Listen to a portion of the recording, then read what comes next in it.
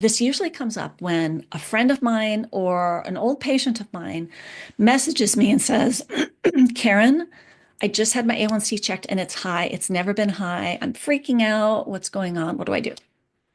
And I always ask them two questions.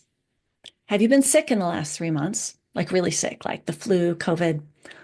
Or have you had to take steroid medication for any reason? And this is because steroids, like corticosteroids, corticosteroid injections, steroid hormones that we take for various illnesses, that raises blood sugar, and inflammation raises blood sugar. So let's talk about the inflammation. When you get really sick, you've got a fever, you're in bed for a week, you have high levels of inflammation, and that is fine. That is natural. That is your immune system doing its job. But as a result, and I saw this all the time during the COVID outbreak, I'd be running programs and groups, and I'd be monitoring someone's blood sugar on their CGM, and their fasting blood sugar might have been 90 usually, and now it's way up at 140. And it's like that the whole time they're sick.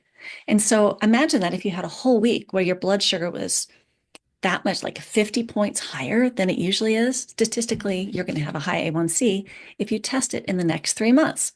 So my answer to those people always is, why don't you wait, 3 months and a few weeks from the time you felt better again and retest your A1C before we freak out?